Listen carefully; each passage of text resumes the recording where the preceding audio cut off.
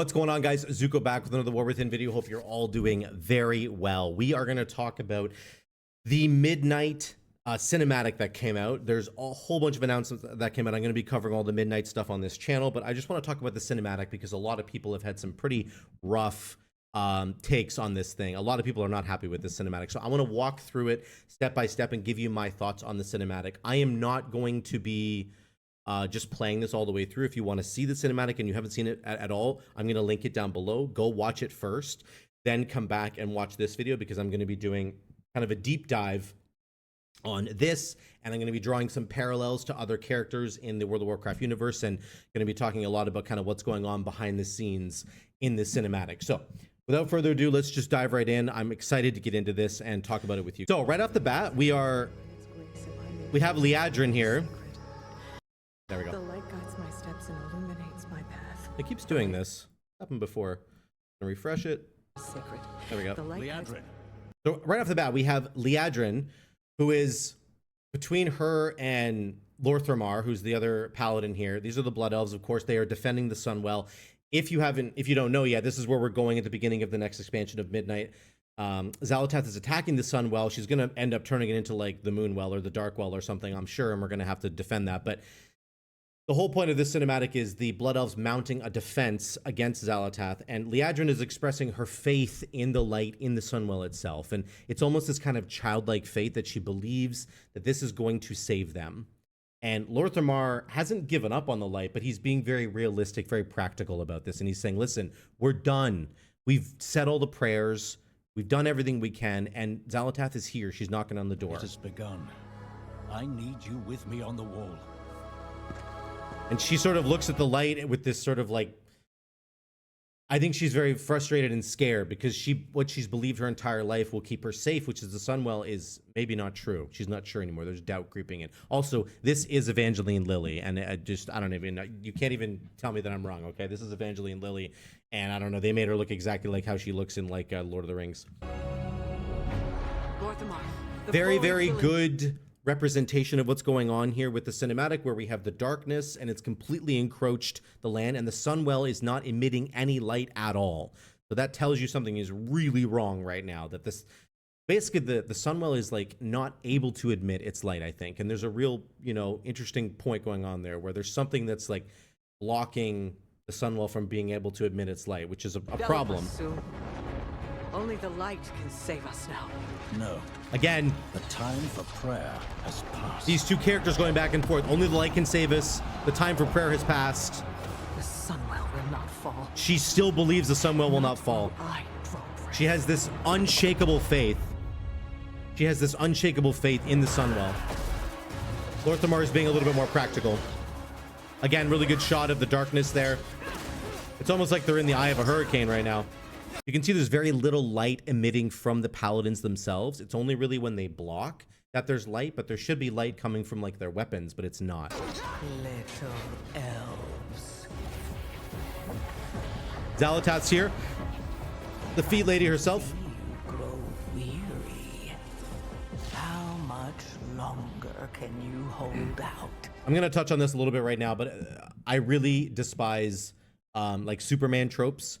I hate villains that are all powerful, all encompassing, that can just snap their fingers and you're like toast. It really bothers me. It's like the idea of Superman being able to see the Flash when he's running past him. It's like, why are you just as fast as the Flash? That's his thing. Let him have his thing.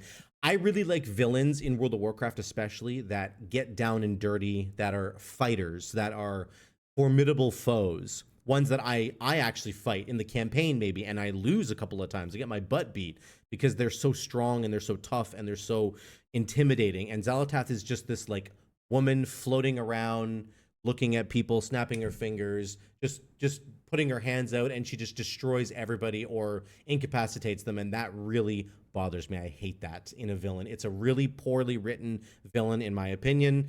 It's not a good way to write villains. I'm not connected to this villain at all. And that part really frustrates me. It's just a little sidebar. Flee and save yourselves. So Liadrin has this realization where she thinks, okay, Xal'atath looks like she's going to be able to destroy us. If I don't go get help from the Sunwell itself, we're not going to stand a chance. Again, this is the ultimate expression of her spirituality and Lorthamar saying no. Liadrin, don't. He knows what she's going to do. Light be with you. She's gone. You see? She understands it's hopeless. Soon, you all will. I will just say, again, the art team has absolutely nailed it. Like, look at how that, like, Xal'atath is really cool looking. You know, I'll give her that. But again, I just despise this villain. It's just not very good in my opinion. But Liadrin retreats back to the light, whatever's left of the light. There's just this tiny shimmer coming from the very base of the pool of the Sunwell. Okay, that's it. That's all that's left. There's even darkness in this room encroaching down. You can see it. The light guides my steps and illuminates my path. The light flows through me, and by its grace am I made one with all that is sacred. The light guides my steps and illuminates my path. And then Liadrin repeats this childlike prayer where she's really hoping that this is going to save her. This is her last ditch effort. She doesn't know what to do. All that she knows is that the Sunwell will save her. And she's reciting these sort of, almost like in Sunday school, childlike kind of prayers to the Sunwell in the hopes that something is going to happen. But even she realizes in a second here that this might not actually help. The light flows through. That it's not working.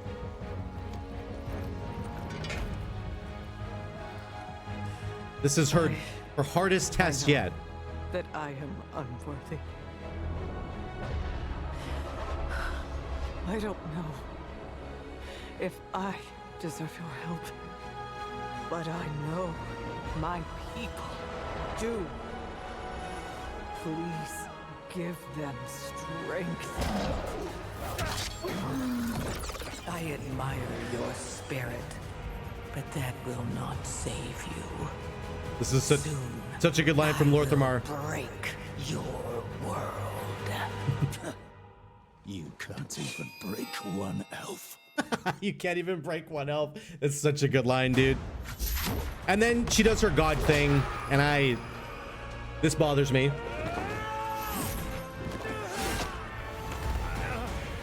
What I want to highlight really, really quickly, this is super important for my next point, is the color of his eyes.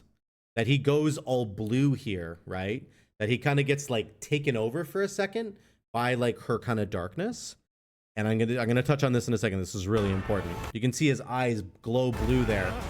This darkness. And she's like in his head. Everything.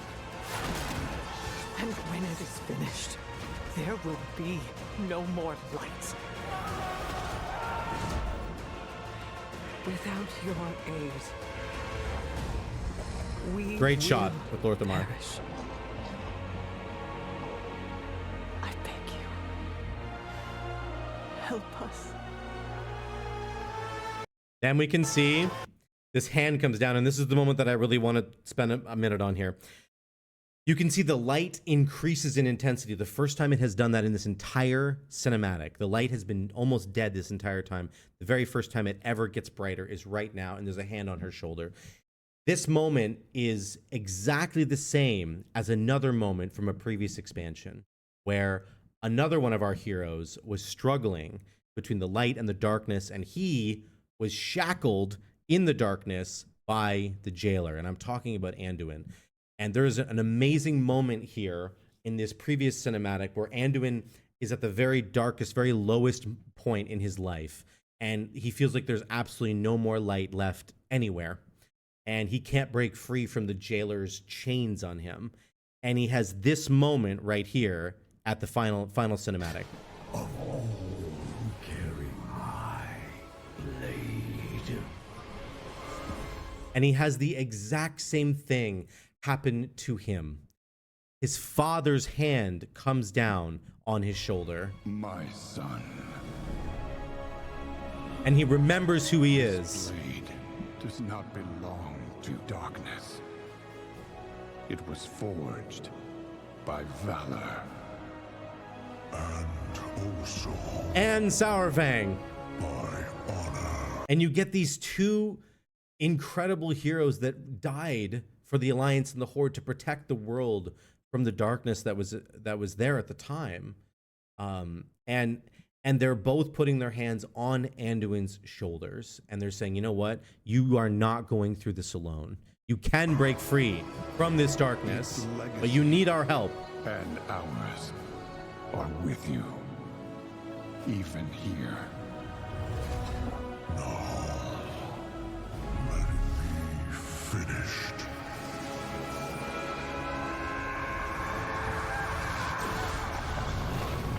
And he does it. He breaks free. And the armor comes clanking down, and you can see that the darkness comes off of him. And you cannot tell me that this hand is not Anduin. And I think in the cinematic, it doesn't show Anduin anywhere. And I feel like this is an incredible missed opportunity from Blizzard. That this is the exact same moment for Liadrin. That she has put her faith in the light for her entire life, and the darkness has come and the light has gone, and she is desperate, crying out for help, for somebody to come and help her fight against the darkness with the light. And Anduin has come full circle in his journey. He had the light, he lost it in the Shadowlands, he broke free from the jailer's chains with the help of his father and Sarvang. He breaks free, and then at the beginning of the War Within, he's struggling to understand who he is. The expansion that we're playing right now, the War Within, he's struggling to understand who he is, and he's looking at that sword, and he's hearing the cries from Azeroth, and he doesn't know if he can help anybody anymore. He doesn't know if the light is even inside of him anymore. He screams to Thrall, "I'm not that person anymore." And this is a moment where you could bring Anduin back in at the very end of the War Within, at the beginning of Midnight. He comes full circle back around, and maybe he's not the exact same sort of holy paladin type priest type person that he was before, but there's some new version of him that has found the light again, and he is now giving the gift of the experience and the wisdom that he has gained to Liadrin to say, you know what, I've been here. We can fight this together. We can do it. And he's putting his hand on her shoulder in the exact same way that the hand was put on his shoulder. I just feel like, to me, there was such a missed opportunity for Anduin to not be a part of this cinematic. Because in this moment right here, this gets so epic, and the music is good, and I'm going to play it through here, and we're going to listen to it together because it is so good. It is so full of emotion. But I just feel like Anduin should have been here.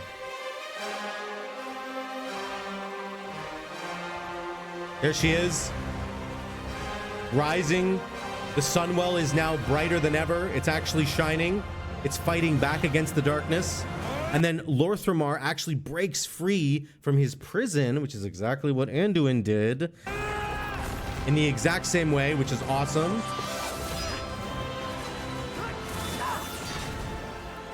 The light has returned to her weapon.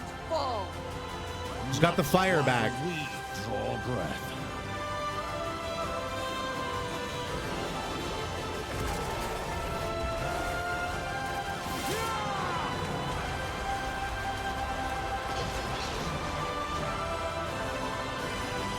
And the ending is so good. I mean, it really is. It's got that like emotional moment there where you can just feel this surge of energy and, you know, light coming from them. But I just feel like they didn't earn this.